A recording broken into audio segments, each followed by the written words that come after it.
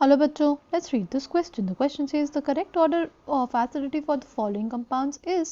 हमारे पास ये compounds दिए गए हैं, हमसे पूछा है इनकी acidity के बारे में, ठीक है?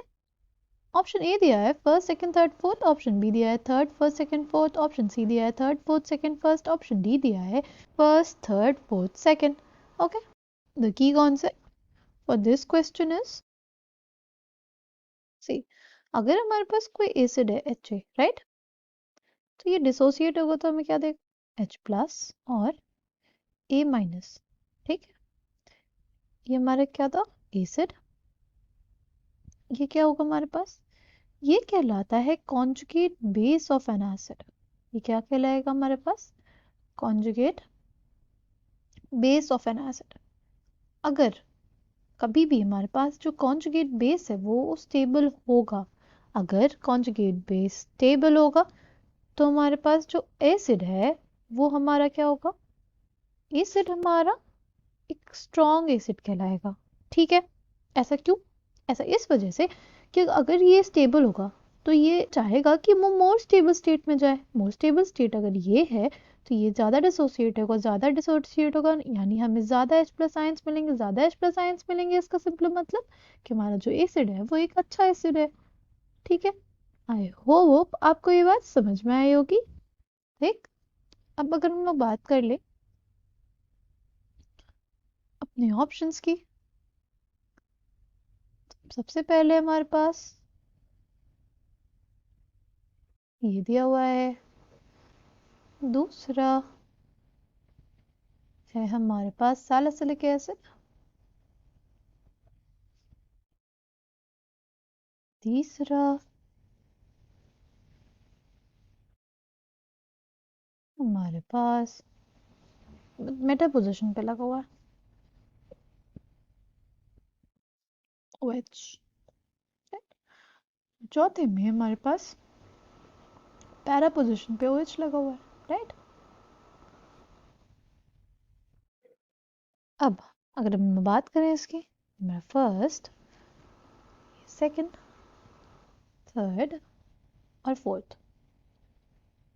अब अगर हम लोग बात करें तो देखो, फर्स्ट से बनने वाला हमारे पास कॉन्जुगेट आयन क्या होगा, कॉन्जुगेट आयन जो होगा हमारे पास कॉन्जुगेट बेस वो होगा कुछ ऐसा,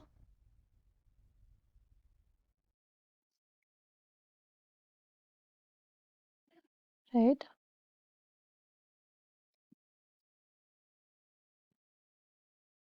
यहाँ पे क्या होगा, यहाँ पे पॉसिबिलिटी किस चीज़ की होगी, यहाँ पे पॉसिबिलिटी होगी बॉन्डिंग की, राइट. हमारे पास हाइड्रोजन है, ये इलेक्ट्रोनेगेटिव एटम है, तो यहाँ पे क्या होगी, हाइड्रोजन बॉन्डिंग, राइट. कौन सी hydrogen bonding, intramolecular hydrogen bonding,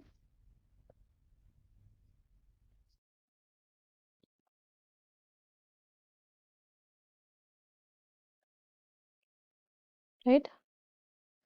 तो अगर इंट्रामोलिकुलर हाइड्रोजन बॉन्डिंग होगी तो ये स्पीशीज क्या हो जाएगी, स्टेबल हो जाएगी. और अगर हम लोग बात करें सैलिसिलिक एसिड की, राइट, तो सैलिसिलिक एसिड में हमारे पास क्या होगा, उसमें भी अगर कॉन्जुगेट आयन बनेगा उसमें भी हमारे पास क्या देखने को मिलेगी, उसमें भी हमारे पास हमें देखने को मिलेगी इंट्रा मॉलिक्यूलर हाइड्रोजन बॉन्डिंग. अच्छा, अगर फर्स्ट और सेकंड में हमें कंपेयर करना हो किस में ज़्यादा होगी, इंट्रामोलिकुलर हाइड्रोजन बॉन्डिंग. तो देखो हमारे पास जो फर्स्ट वाला है उसमें प्रोबेबिलिटी ज़्यादा होगी इंट्रामोलिकुलर हाइड्रोजन बॉन्डिंग की, बिकॉज यहाँ पे, ठीक है, दो साइड से यहाँ पे क्या हो सकती है, हाइड्रोजन बॉन्डिंग, राइट. यहाँ पे भी तो हो सकती है,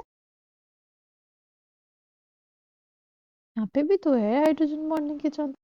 तो इंट्रामोलिकुलर हाइड्रोजन बॉन्डिंग जिसमें ज़्यादा, वो उतना ही ज़्यादा स्टेबल स्पीशीज, उतना ही ज़्यादा स्टेबल स्पीशीज, तो उससे करस्पॉन्डिंग जो एसिड होगा वो उतना ही स्ट्रॉन्ग एसिड. यानी अगर हम लोग को फर्स्ट और सेकंड में ही अभी कंपेयर करें, फर्स्ट और सेकंड में हमारे पास मोर स्टेबल एसिड कौन होगा, फर्स्ट वाला due to extensive intramolecular hydrogen bonding. ठीक, अब अगर बात करते हैं हमारे थर्ड और फोर्थ स्पीशीज की, हमारे पास थर्ड स्पीशीज है, वो है मेटा पोजीशन पे हाइड्रोक्सी ग्रुप लगा हुआ। जो हमारा हाइड्रोक्सी ग्रुप होता है, राइट, हाइड्रोक्सी ग्रुप बेसिकली कौन कौन से दो इफेक्ट शो करता है? हाइड्रोक्सी ग्रुप हमारे पास दो मेजर इफेक्ट शो करता है, minus I effect and plus M effect.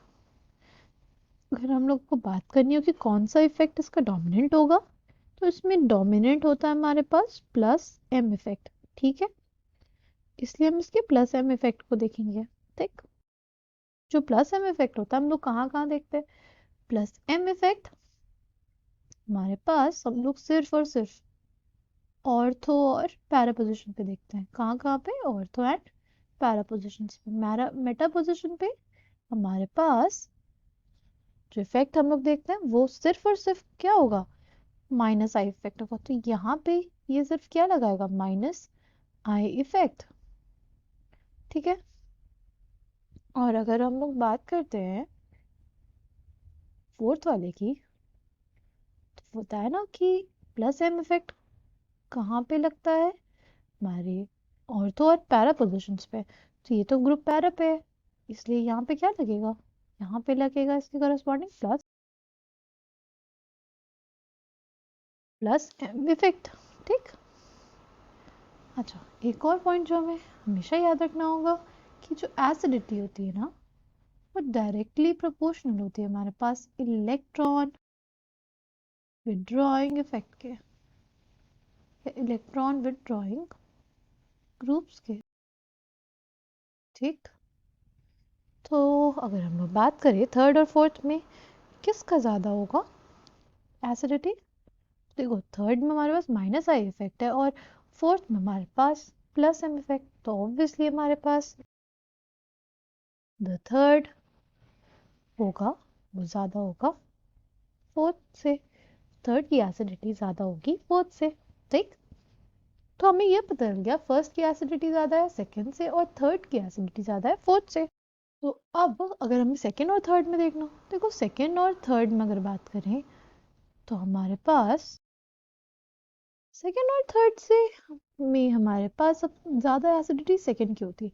उसका रीज़न है ये जो हमारे पास ये स्टेबल कॉन्जुगेट बेस बनना। ठीक है, जो स्टेबल कॉन्जुगेट बेस बन रहा है इसकी वजह से हमारे पास सेकेंड वाला जो होगा, राइट, सेकेंड वाला जो कंपाउंड होगा वो ज़्यादा एसिडिक होगा थर्ड वाले से, यानी जो ऑर्डर आएगा एसिडिटी का हमारे पास आ जाएगा first second third fourth, acidity का ऑर्डर आ जाएगा। Coming back to the question, correct answer for this question will be option A. I hope आपको ये बात समझ में आई हो। Thank you and all the best.